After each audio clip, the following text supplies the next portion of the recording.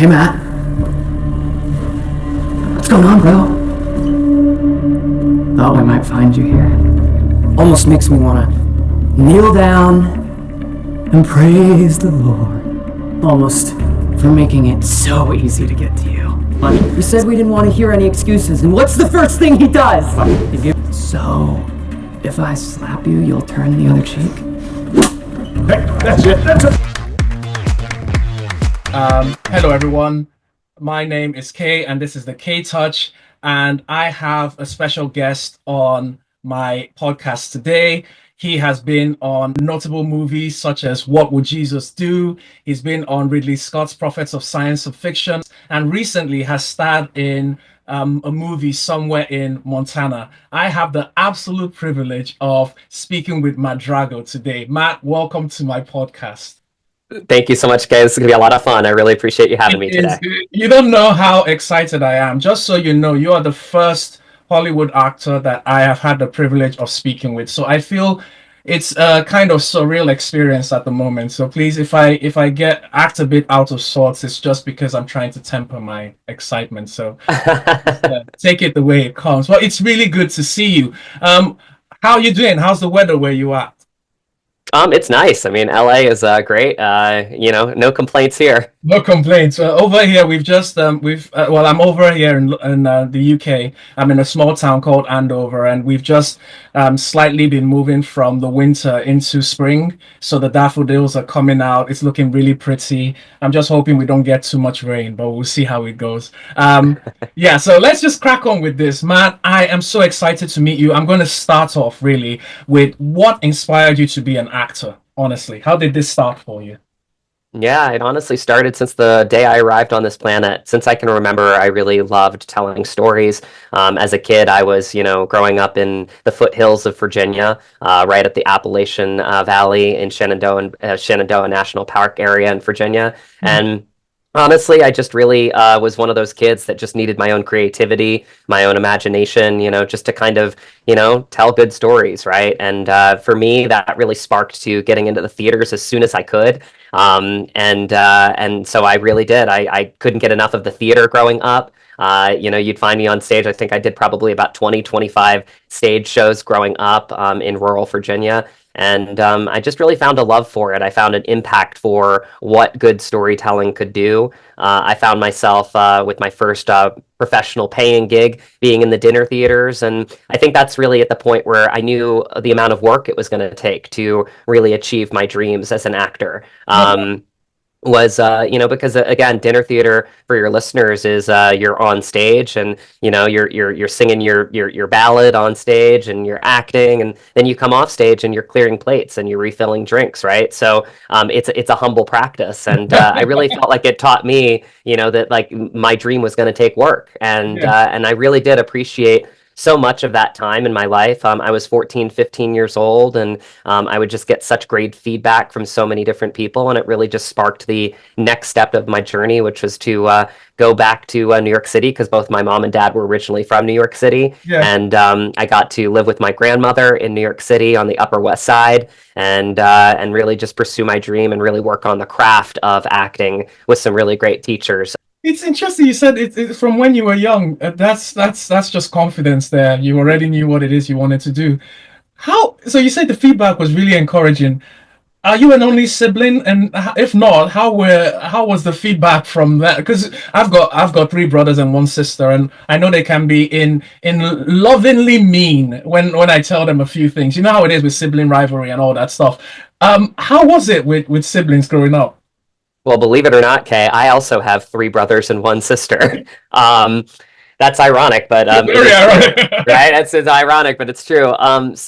It's interesting for me because I always jokingly say I'm like the ultimate psychological experiment, because technically I'm an only child, but I have three older half brothers from my dad's first marriage, and then they got divorced. My mom and dad just had me, and then my mom and dad got divorced, and my mom remarried and had my sister. Wow. So I've been the oldest, the youngest, and an only child at different parts of my life. And so I think in some ways it's kind of given me the ability to understand all aspects of childhood, whether it's, Mm, being the youngest of four boys, being an only child for a little while, or to be the oldest of two. It's kind of given me the perspective of kind of understanding childhood dynamics, I guess you yeah, could yeah. say. Wow, that's really good though. That you've had that experience. I have one younger sister, but two older brothers. I think that's where we're different because I'm the middle child. Okay. But thanks for that intro. What was your first acting experience? Now you talked about acting on stage, a lot of informal gigs. But what as far back as you can remember, what was the earliest acting experience you had? Yeah, I was 4 years old and, getting on the stage, just in the choir. It was a show called Follies, Rogers and Hammerstein's Follies. Okay, And yeah, I did that. I did Music Man right afterwards. okay, And, just, really getting into theater as young as I could, yeah, really just kind of was like being around my people, being around people that really loved storytelling as much as I did. And okay. so I think it really just kind of, became a little world that I love to escape to as much as possible. So would you say you're kind of like a natural for this gig? Because a lot of people try out different things. I'm trying out podcasting. I mean, I think I'm happy with it, and I did it a couple of times and found out I'm not really nervous, and it's like I'm in my element.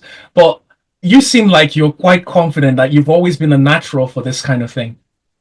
I think I always realized the power that storytelling had, and I think it was something that was just born inside of me, where I felt Mm, like it was something that I gravitated towards, something that I loved, but also something that I felt like could make an impact in the world too. ooh, We all need good stories, and yeah. I think when I started to, get people reflecting on my work as an actor, Mm, it really just motivated me towards that next step, which was to really hone in on my craft and my process as an actor, which is yeah. why I went to New York City and I studied with some great acting teachers up there, including Terry Schreiber, who got Edward Norton his start. He's a phenomenal acting teacher. He became like a grandfather to me. And he really did. He was kind of one of those people that really just tried to kind of love it out of me and Mm, find different processes that I would gravitate towards to build my craft and to understand the technique that goes into the work that you do as an actor, because mm, a lot of it is it's process, it's creating different ways to really connect with your characters yeah. and to bring yourself to the character. And I just think that I caught the bug as early as I can remember, because I just really felt like there was just immense power in Yeah. the gift of storytelling. It's interesting that I love the confidence that you exude as you speak, and that can only come from a place of probably trying it out and enjoying the process. So we're going to come to the process. I particularly it's always good when you hear people talk about how wonderful the experience is. I wanna if possible find out if there have been days when you don't feel like acting and how you cross that threshold, because there are days when I don't feel like podcasting. There are days when I don't feel like doing anything. But if you've got a deadline, you've got people expecting you to play a particular role. I'm really interested when you say the process. How do you go through that when you know you don't feel like it? I mean, for me, I actually always do feel like it. I love acting. Like I really do. Every time I get an audition, is a joy for me. Every time, I get the opportunity to act or to bring myself to a character, I really do. I still feel like a child. Wow. I still get that joy out of it. Hmm. In fact, I feel like I'm sad when I'm not doing it, to be perfectly honest. So I really do feel like it's a fire that's always burned inside of me, Yeah. since I can remember. And yeah, I don't know. I mean, I understand that there are ways that you need to escape from it to keep Hmm. that passion alive. I Yeah. think that's Yeah. a reality. Hmm. For me, like I love sports. I love my football days. I'm a fourth degree black belt in Okinawa and Shorin-ryu. I grew Oof. up in a That sounds dojo. like Um, so I grew up with my dad, actually, who is my sensei, oh. and growing up on the dojo deck, with my extended karate family at the Front Royal Karate Club, Wow. was just a really I was a way to keep kind of balanced in my life. Hmm. I also have found other things that I love to do in my life. I actually learned how to fly a plane before I could drive a car, believe it Wow. or not. Wow. I was I was driven to the airport by my dad, and I learned how to solo. I got my license at 16 years old as a VFR pilot, which is a visual flight rules pilot, and then Mm. I got my instrument rating quite shortly after that. So I think I've always been curious about a lot of different things. I also Mm. became an adventure diver, a scuba diver. So I do like shipwreck dives and stuff like that. So I really, honestly, okay, I just like to extract everything I can out of life, and I feel like the best way that I felt like I could do that, or at an early age, was to be an actor because you get to uniquely dive into so many different human psyches and Yes, you to do. really just kind of immerse yourself in so many different characters. And I feel like it's for me, it felt like the not only the best way I could extract the most out of life, but the best way that I could impact others within my Yeah. life Yeah, too, yeah, yeah, yeah, in yeah. telling and sharing good stories at the same time. Yeah, yeah, I have the reason why I said it, let's not go into that when you mentioned martial arts is because I've got a blue belt in Taekwondo, and that Nice. was I'd say in terms of my martial arts experience, the journey of getting that blue belt in itself was probably the worst, the most, no, not the worst, but it pushed me in a way that I never want to be pushed anymore. But I do understand the discipline associated with learning the martial arts, so you are really you're a bunch of things. I must admit. Okay, so challenges you faced starting your career. Can you share a bit of that? The journey if you faced any challenges and what that was like. Of course. I mean, I think really early on, I understood that the challenges were going to be there in terms of, how do I continue to make money while I'm pursuing a dream? Yeah. Moving to New York City, it's a very expensive city. Now that I'm in LA, very expensive cities. So I've had to find ways to, survive. And many different ways. I used to close down bars at 4 or 5 a.m. Wow. As a bartender, and Mm. I got into my college at Marymount Manhattan College, and I was in the work study program. I worked at the library. I bought my books cheap. I found ways to. I got a half ride from Marymount Manhattan College, so I saved a lot of money. I lived with my grandmother in New York City, so I got to basically live at home, which was Yep. really important for my development because it gave me a safe place to come home to Yep.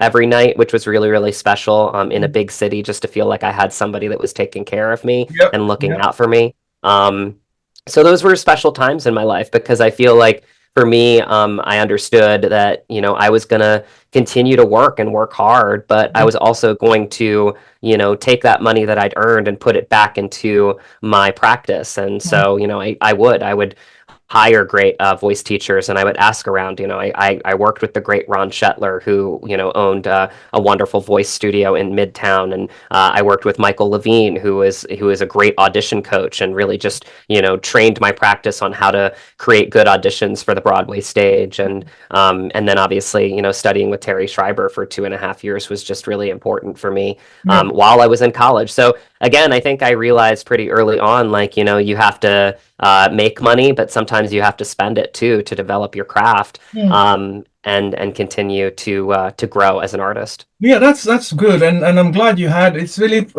encouraging that you had people in your corner, and you still have people in your corner, kind of cheering you on, and you've got that structure, that encouragement, because you've clearly said that there were parts of it that your grandmother and other people having bits and pieces to kind of push you forward when it was necessary, could provide that support.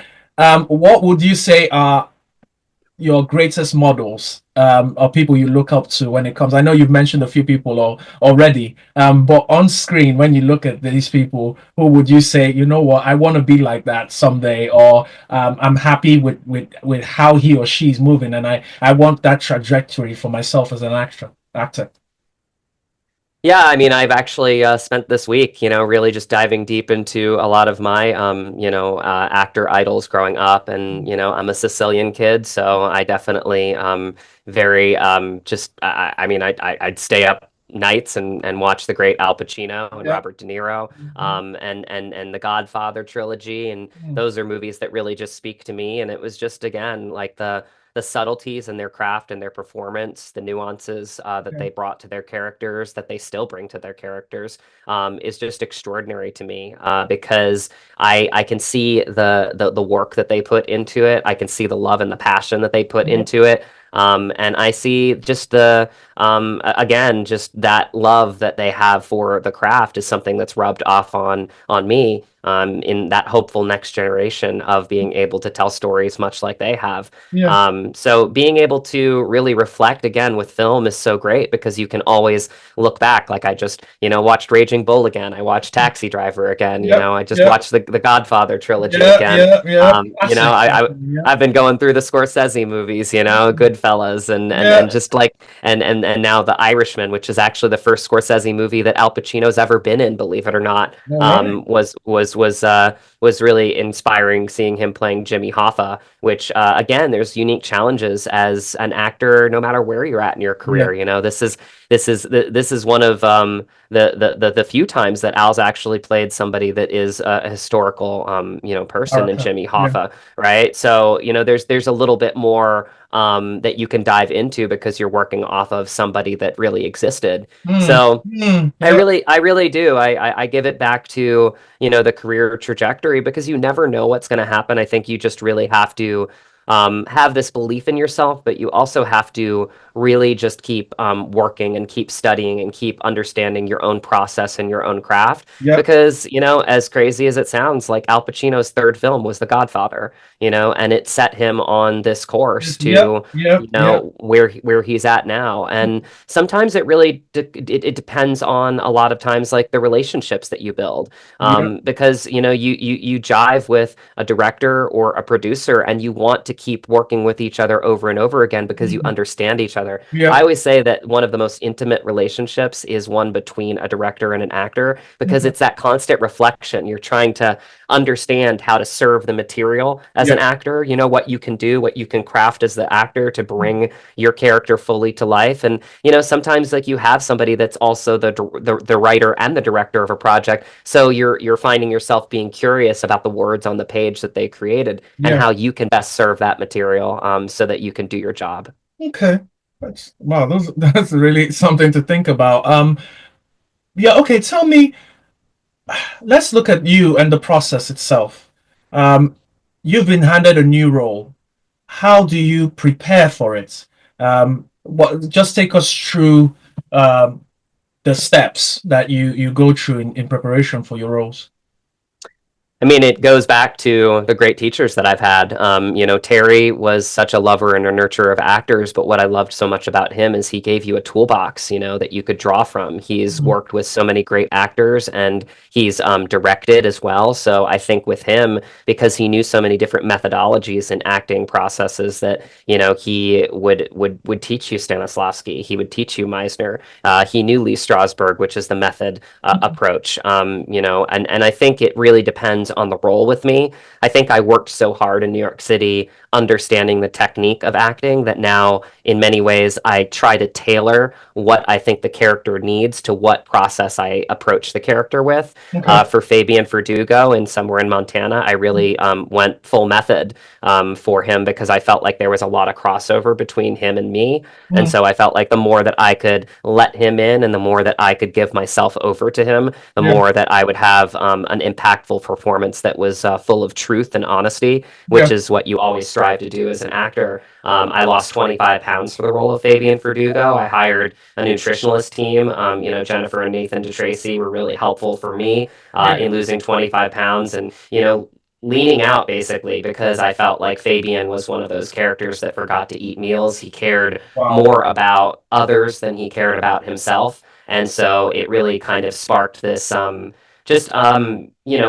to kind of get into the character's body Yep. and to feel like when I fully showed up to set for the first time that I had done so much work and preparation and writing backstories and creating kind of the methodology between how he thought and how he felt about certain things that then I could just kind of let it all go. And that's really kind of when the magic happens as an actor is when you do so much of the work, Mm. in bringing yourself to the character, whenever that process is for you. And then you're on set with so many masters of craft, including your fellow actor, and Yeah. you just, see what happens and you start to play. And again, you just say the words because at that point you don't even know what's going to happen. And that's where the real magic happens. comes with acting. So would you say Somewhere in Montana was where would classify as your most challenging role yet, or has there been another one other than that one? I feel like it actually has been my most challenging role. I feel like because I really did go a full method approach Yeah, you with it, I felt mentioned. like, yeah, I felt like it really was something that, I had to keep kind of chipping away, really, just letting go of myself in this character. He's a character that I will say is the first character that I've ever truly fallen in love with. I really felt like I understood him.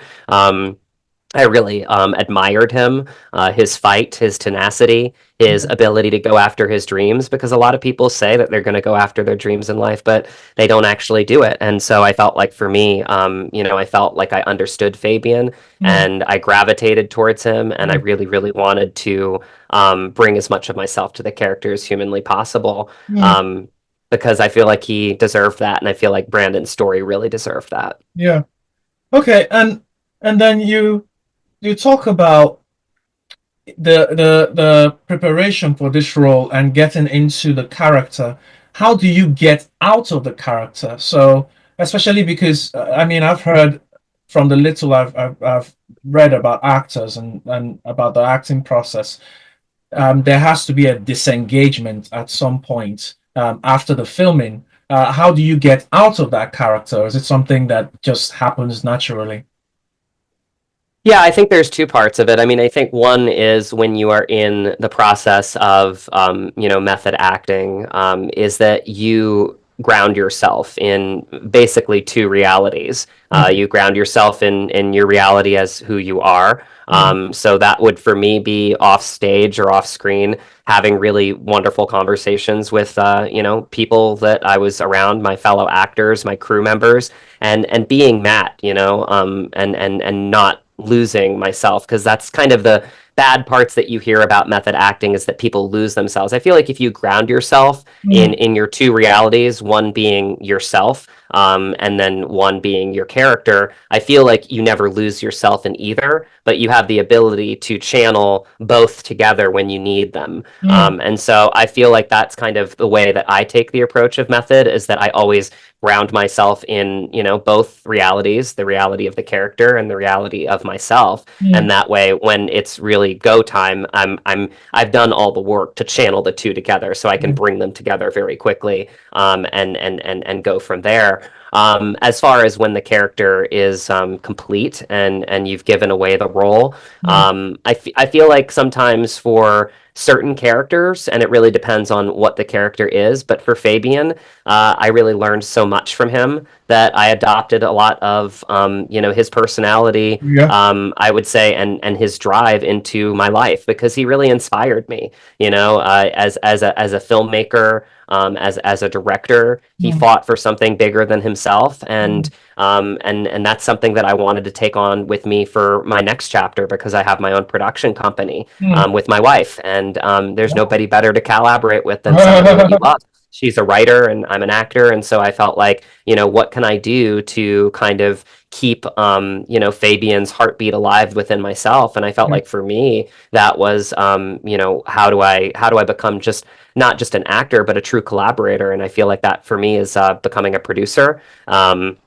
And we're working on producing our first feature film in Right. the near future, and these are the things and the elements that you can take from a character that inspires you Mm, and really just utilize them, because again, you don't want to let go of something that made an impact on you, no yeah. matter what it is in life, right? So if a character makes a big impact on you and you've taken a lot of positive traits out of that character, why wouldn't you adopt that into your life however you can, and kind of use that towards your next chapter? That's an And interesting one. Yeah. yeah, yeah.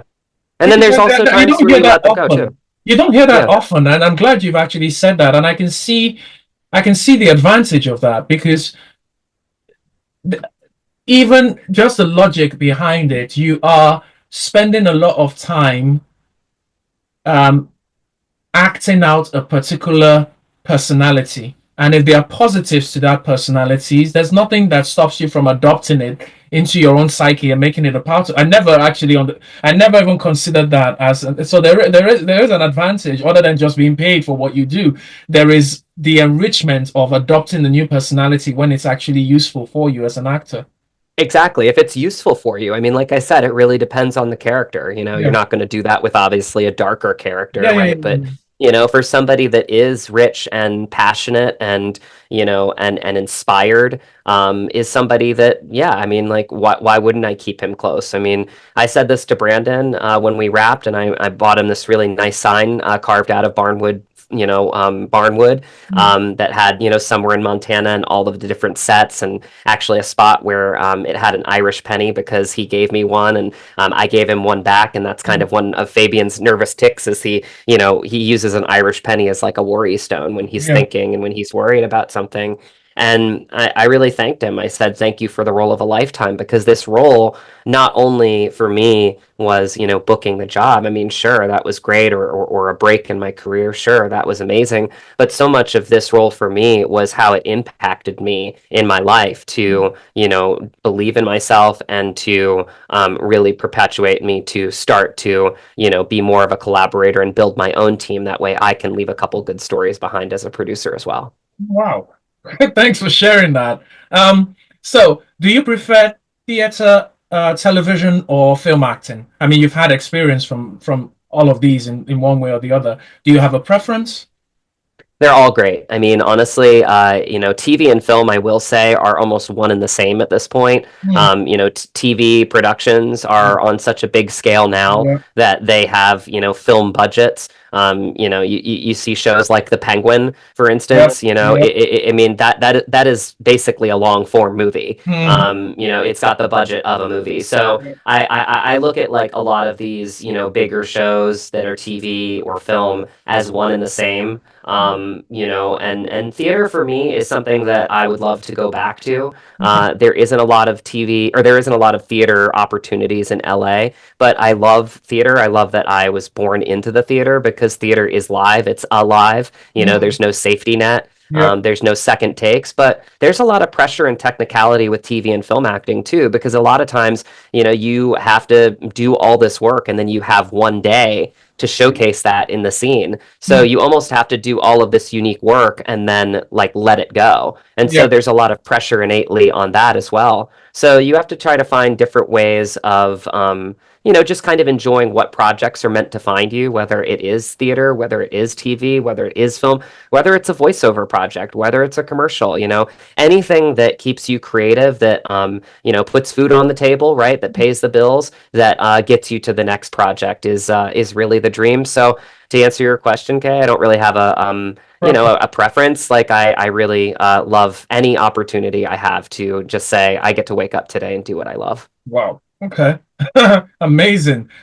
So I I mean, let's talk a bit about sets, the movie set. What's it like? Is it as glamorous? You're with your fellow actors.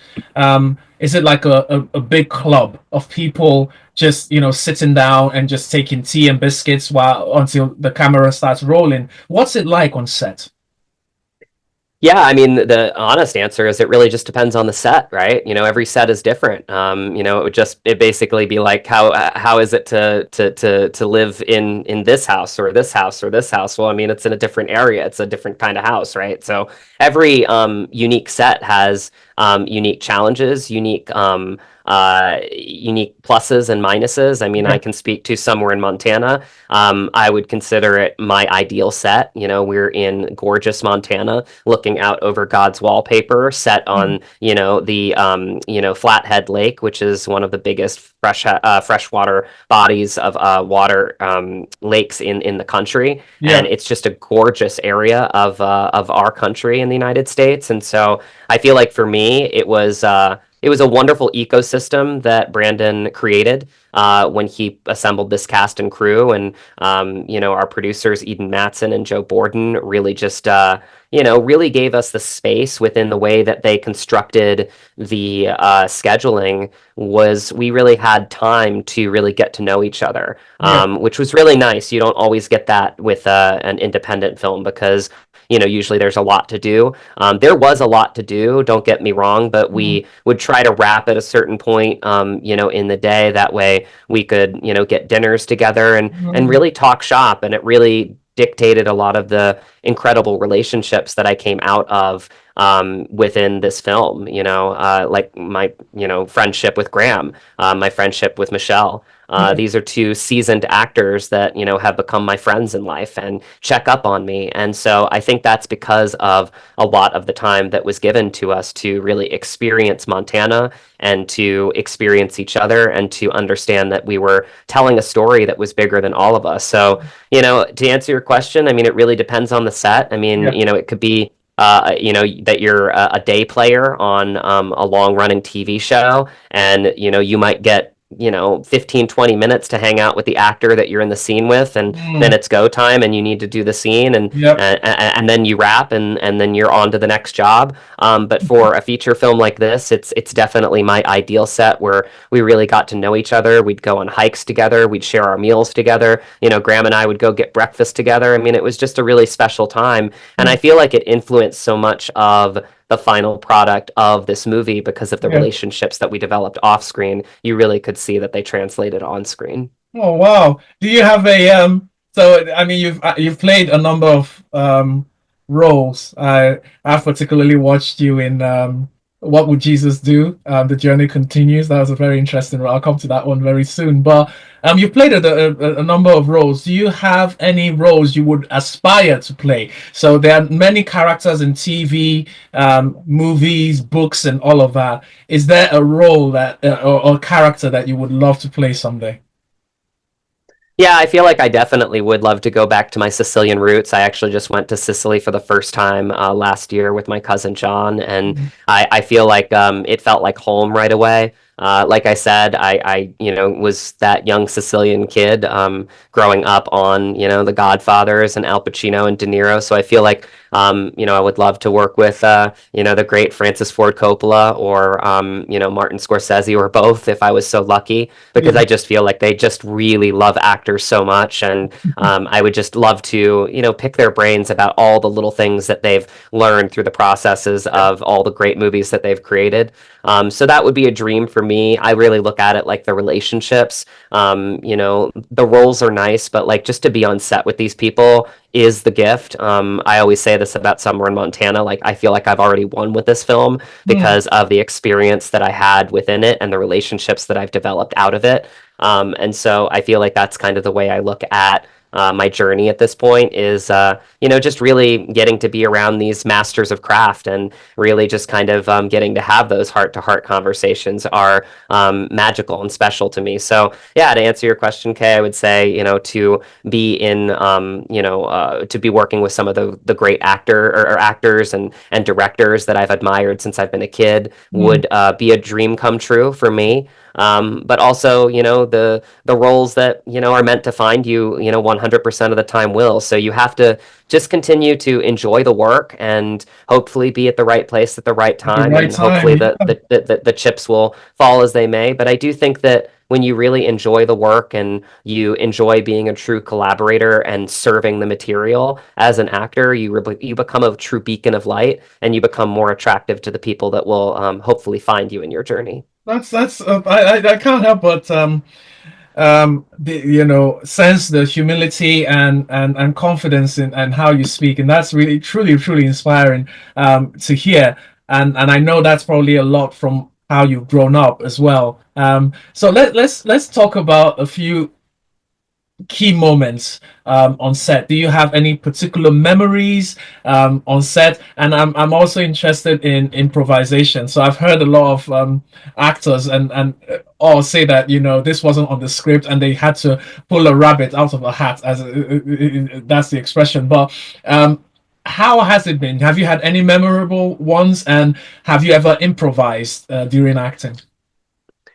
Yeah, I think improvisation is everything in acting, and I think it's something that you have to do early and often, but you have to do the work in order to become a good improviser, right? And so I think a lot of times when you are, creating these characters, you have to find ways to, just do the work and then let go of the work at the same time within improvising. So I think that improvisation is key to any element of acting, Yeah. but you can't improvise until you've created all of those decisions Yeah. in creating a good character. Yeah. Yeah. Okay.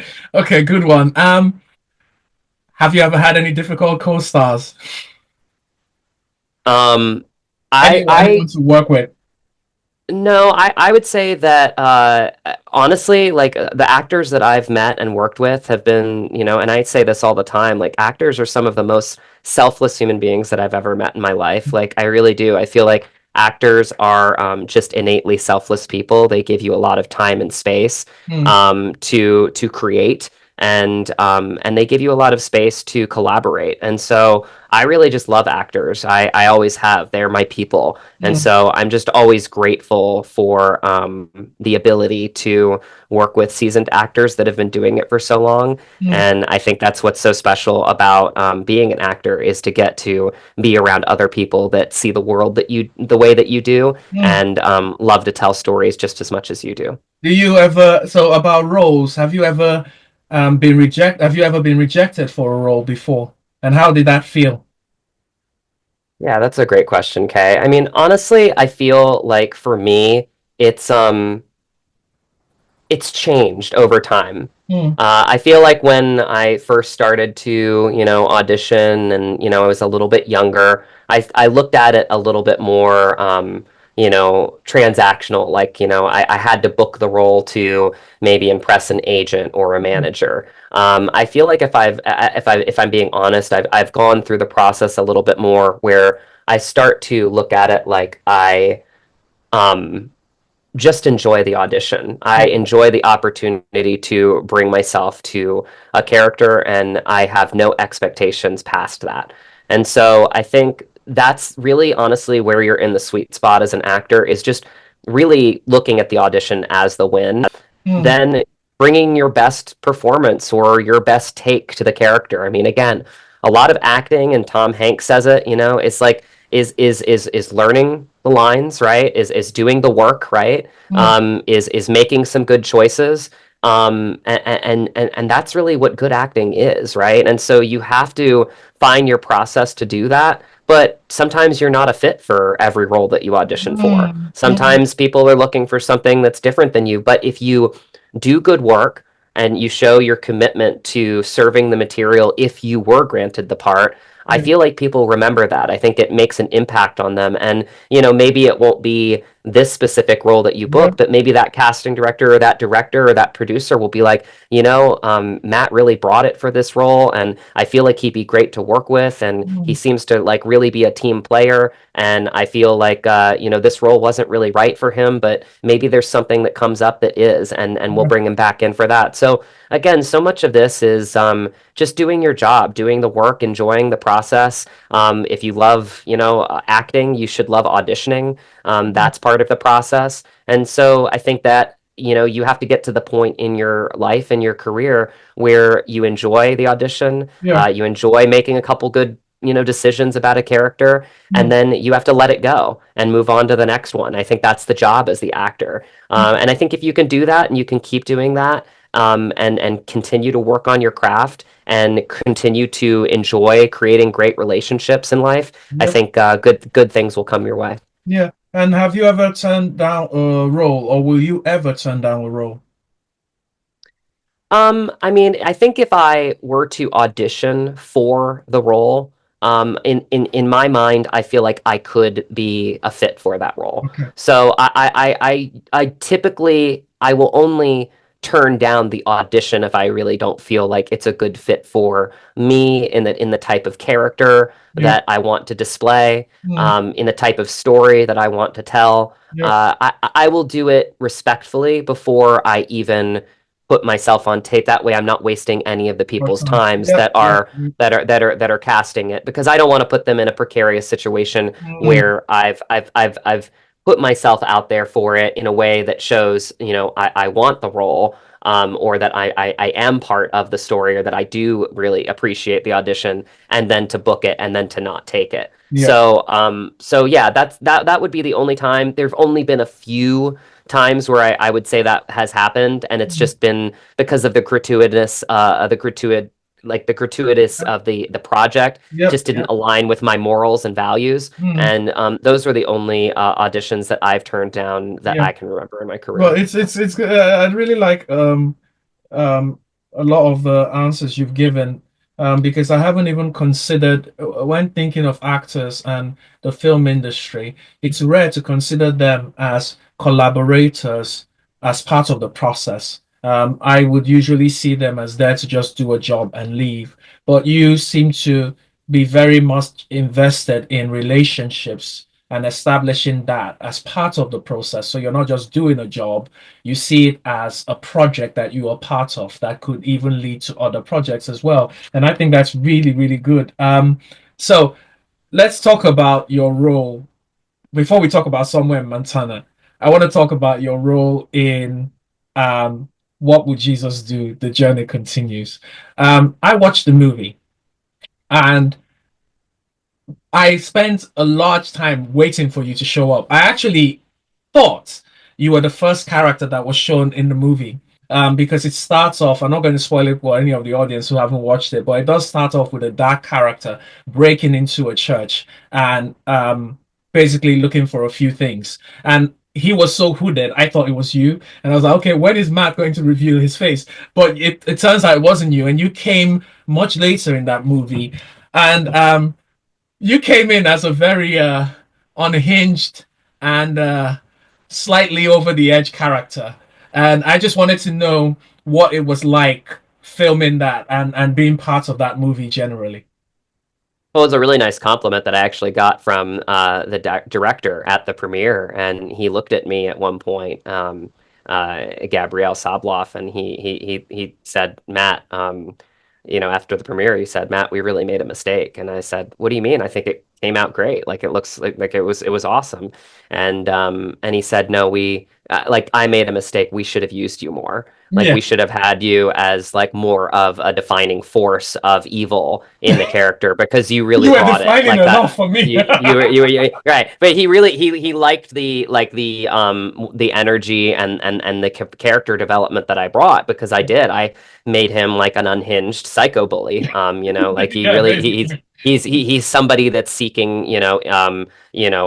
conflict. Like he Mm, wants conflict, and yeah. so he instigates conflict. And so for me, it was a really cool learning experience because John Schneider, who is the lead of the film, Yeah. was there only for one day, Mm, and he shot all of his scenes in one day. I think he had 12 or 14 scenes in the yeah. film, and it really just taught me like what a pro Mm, looks like, to get to the point in your career where, you can headline a movie, but you're there for one day, mm, maybe working a 14 to 16-hour day. mm, And also, for that film specifically, we had to quickly create some fight choreography, and mm, I'm a lifelong martial artist, so I kind of raised my hand, and so we did a little bit of the fight choreography there, yeah. which was really gratifying for me because again, like I consider myself, and a lot of stunt people that I've worked with consider me an action actor, which means that I can match a lot of fight choreography because I understand Yeah. martial arts and I The know how system to of it. Yeah. control myself, because a lot of fight choreography is all about control because you have Mm, these big emotions as an actor, but then you have to control it with yeah. the actual Yeah. fight But all the choreography. same, still That way, make don't it hurt each other, seem real but whilst make it seem controlling real. it. Yeah. Exactly, so there is a definite creative art to it. Mm, So I feel like, for me, it just was a great learning experience. And again, I was there for 2 days and shot that one scene, but it was mm, a fun role, and I again created some great relationships from that one, and it definitely perpetuated me to keep going. I mean, every role is a gift, and I think mm, that's kind of the way that you have to look at it. It's yep. something that motivates you to the next and the next and the next. And so that was definitely one for me that definitely perpetuated things to come. Yeah. So let me ask you about impressions. Do you do any impressions? I mean, I don't really do a lot of impressions. I mean, I look at them more as like, I'll develop a character's voice and things like that, based on where I think the character's coming from, who I think he is, what his motif is.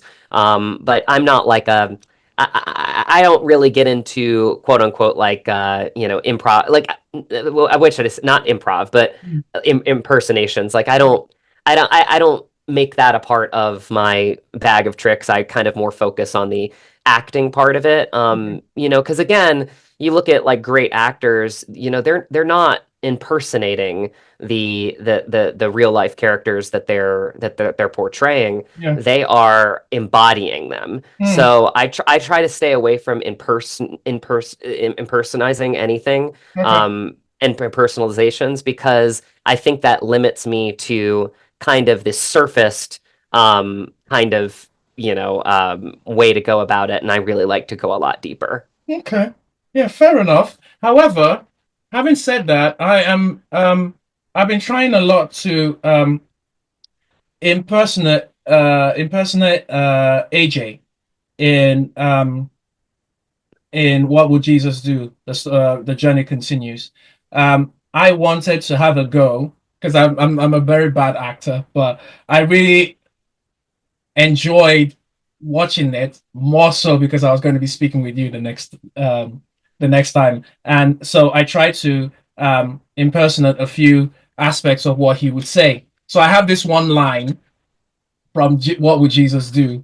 Um, the journey continues, and I wanted to deliver this one line to you and have you tell me what you felt about it because that was what AJ said. So I'm trying to get into AJ's personality. So help me here and then score me after I say this. So this is I need some time to calm the nerves and stuff. Deep breaths. I'll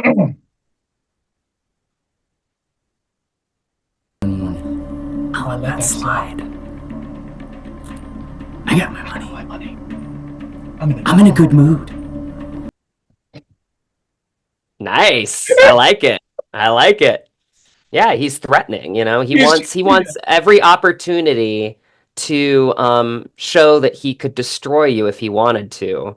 But he got what he wanted, so he's yeah. gonna, turn the other cheek because he's already won. For him, it's about dominance. Hmm. So, if he can walk out of there with the other people feeling smaller than him, then Yeah. he's already won. Yeah. So I feel like that's where I took it. I also took the liberty of the fact that we were in a church, to get a little bit, holy, right? Because like he obviously is not spiritual or religious at Yeah. Yeah. any, he's the opposite of that. Yeah. He's the demonic character in Yeah. in the story. So I really appreciated that we got to shoot that in a church Yeah. Yeah. because it really kind of let me kind of like look around and just kind of like jokingly like just kind of ask myself, like, okay, this is your thing, but this is not mine. Like, this is your world. This is Mm, not mine. I'm just here mm. to take from you and leave. And And leave. so, yeah, yeah. Okay. So now that was fun. That was fun. I like that. Thank you. Nobody's ever done a scene that I've done back to me before. So that was pretty Sorry, fun. sorry. I was like, no, I'm gonna try this. I have to try it. I like it. The thing about me is I do things because I can. When I see something and it's fun, I'm like, okay, I'm gonna try it. But now let's talk about Somewhere in Montana. I know it's taken a long while to get to this point, but I'm really looking forward to watching the movie. It's not out yet on streaming services, so I'm really looking out for it. But in a whole, as a whole, what would you say was the one thing you took out of this movie from the experience? The Act. people. Okay. The people. I mean, really, honestly, okay, it's the people. It's the people that matter in life. Like, and that's a line from the film too. It's people that matter in life, not ideology, not ideologies, not things. People. People are what matter. And so I feel like for me, so much of this is just the richness of the relationships that I developed with the actors and Brandon. Brandon and I would spend hours like developing the character together, which Yeah. was some of the most impactful moments of me being part of this film was to spend hours on Zooms just like this and going through the different nuances of the characters and really just trying to find it together. And then coming to set and having these deep, rich conversations with people like Graham McTavish and Michelle Hurd. I mean, just they changed my life, you know. They mean so much to me, and having them in my life means so much to me. So it's really about the relationships. It's about that motivation of knowing that you belong, knowing that you are an actor that deserves to you know, be working because of the work that you've put into your craft, because of how much you care, because of how much of a collaborator that you are, and having that support from people that have been doing it for a long time, it just means the world to me. Like it really does. Yeah, that's really good. Okay, now we've moved a lot away from acting. I'm going to come back and just ask a few more questions on acting, but let's talk about Matt a bit. What does Matt do when he's not on stage, when he's not behind or in front or behind the camera? What's Matt about? I mean, I'm a pretty normal guy. You know, I got a little doggy here. You know, I got a What wife. breed? You know, we a Bichon Frise. She's like Okay. a little, yeah. If you look at my Instagram, you'll see Okay. her show up. She's pretty cute. She's like a little white fluffy teddy bear. But you know, I really do. I try to find little joys in my life outside of acting. You know, going out to a nice dinner with my wife. You know, curling up and watching a football game with my dog and her, and just really, you know, whether it's a nice hike or, you know, an outing with my friends playing golf. You know, just enjoying the other things that are outside of acting, I feel like are the best way that you can maintain your love for what you do. Yeah. Okay. Oh, that's cool. And do you still do martial arts from time to time, or is that another part of your life that you have put on a pause for now? No, not at all. I mean, it's definitely a part of me. It always will be. I actually last year on May 4th, Star Wars Day, May the 4th, Yeah. went for my fourth degree black belt, which was perfect because my dad's birthday is May 3rd. So I got to spend my dad's birthday with him and then go for my fourth degree black belt the next day. And it's a practice that, you know, will always be a part of me. I feel like it was definitely a full circle moment in my, you know, my journey as a martial artist was to come back, and even though it was a little bit harder living across the country from my dojo, me being on the West Coast, it being on the East Coast, was to come back and to as quickly as possible kind of, you know, basically remember all the things that I've known my whole life in the practice. And Yeah. I just got some really wonderful feedback from people that have been doing it so long that it really just came back to me. And that it was just so impressive what I had accomplished. And I think it really just kind of comes back to the fact that I grew up as a karate kid. Mm, It's like, you know, it comes back to me because the second that I'm on the dojo deck, I'm like a kid again. Like yeah. it's something that I was born into. So it's a part of who I am. And yeah, martial arts will always be a part of who I am. I think they dictate a lot of who I am as an actor. And I am very grateful to have Okinawan Shorin-ryu karate in my life. Wow. Okay. Thanks for that. Now, we're gradually coming to the end of this conversation, but there's something that's really been coming up of late, you know, the past couple of years with regards to Hollywood and actors and just the state of the industry, especially most recently, what's been an issue has been the rise of AI and a lot of strikes with writers, with actors as well. I just wanted to get your general comments on that and your state of mind when you reflect on any of those issues.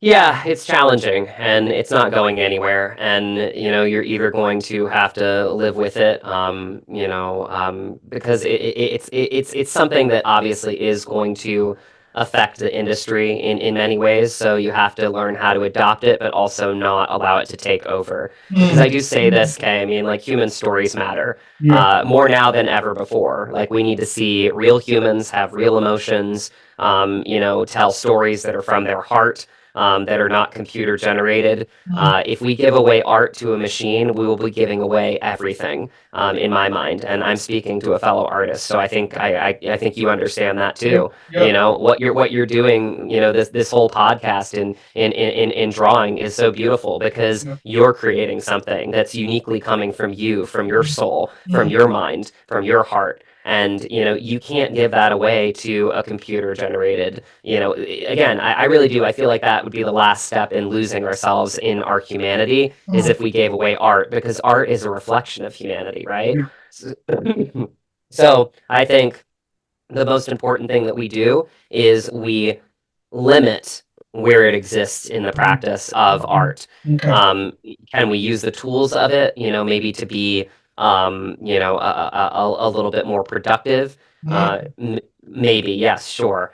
But we can't let it be the forefront of our storytelling, because if it is, again, I fear what it will mean to our society, because art has meant so much for so many generations, in throughout our history, Yeah. dating back to the hieroglyphics, right? And Yep. so these are stories that human beings need to tell. They need to Yep. tell them proudly, and we need our unions to protect us, in every way that they can, to make sure that they are not fully giving, way to the machine. Yep. Yep. Thanks for that comment. That's something to really consider. So before I really come to showing you the art, because I'm really done with the art I've made for today. But I do have a question Can't wait. on your any advice you have for aspiring actors. So take me as someone who's just fresh on the scene. What advice would you have for me? Enjoy the journey. The journey is the destination. And I think the more that you can enjoy the journey in the little wins that you have, whether it be an audition, I'm shooting 2 auditions right after the Zoom call today.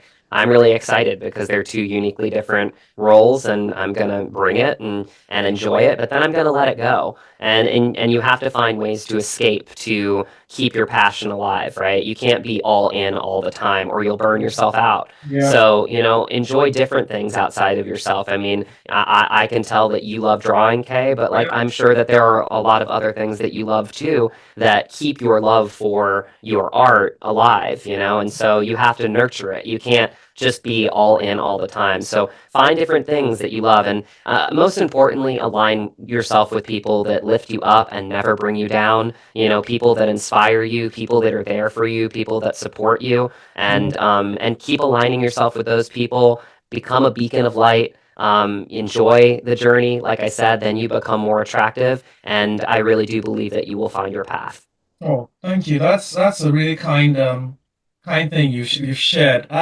So I wanted to find out if you've already said you've gone for two, or you'll be going for two auditions after this Zoom call. But what's next for you in the career without you giving out too much? Is there something on the horizon that to expect from Matt Drago with regards to movies, film, or theater? Yeah, I mean, right now it's just getting back to the industry starting up. I mean, LA has been through a lot with the wildfires this year. Yeah. We've been through, Yeah. multiple strikes, in our industry, so things are just picking up again. So, I'm an auditioning actor, and I audition whenever, wherever I can. But I'm also focused on my production company, and my wife, and basically, being a producer and being a collaborator within my own, collaborative art, and not just waiting for the phone to ring. So, I think there's a lot of moving parts. I'm always looking for things to come my way, but putting myself out there in the best way possible, and seeing the chips, land as they may. Matt, thank you for sharing your time with us. As part of my podcast, I usually make art to show people exactly, it's like a reflection of the conversation I'm making. And so whilst we were speaking, the art I was able to make is, let me see if I can show you this character. So Nice. I need to show you properly. So this character, this is AJ, and I just have there, I'll let that slide.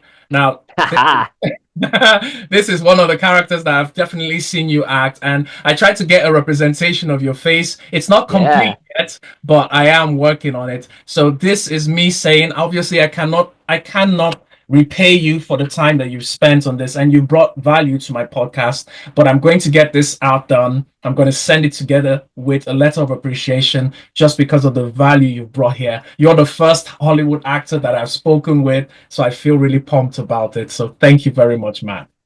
How cool is that, Kay? No, thank you. This has been a wonderful conversation. I love it. That is really, really cool. He's a badass. I can He tell in is. his eyes. Yeah. Yeah. No, this has just been a really wonderful, rich, rewarding conversation. I thank you so much for having me on your show, and yeah, for all your listeners, follow me on the journey. You can find me on Instagram at Matt Drago, MattDrago. Like I said, from there you you've got my link tree, so follow along. You'll be part of the journey. You know, I share tidbits about, you know, my life as well as being an artist because they're one and the same. And so, you know, just having rewarding conversations like this become part of my journey too. So I thank you again, and thank you for your artwork, and thank you for being an artist. That is so important. Really, we need more of us, right? Because again, artists are the people that are innately in touch with their own humanity, and we are all collectively better when we're in touch with our own humanity. And so I feel like art is a great way to do that. So keep spreading art, keep spreading love, and I really appreciate you having me on your show today, Kay. Oh, thank you very much, Matt. And so here's me wishing you the best. I can't wait. Again, I can't wait for Somewhere in Montana to come out on the streaming services. I really want to see you act and deliver your lines. And I'm going to definitely be watching your space to see what's going to come up. And I can't wait to have you on this show again. Thank you very much. Sounds good, my friend. I appreciate you. All right. So everyone, again, this is Matt. Please follow him on social media and just spread the love. And let's watch and see what comes out in future for him. Thank you very much, Matt. Have a blessed day, and I can't wait to see you again. You do the same, my friend. Thank you. Take care now. Bye.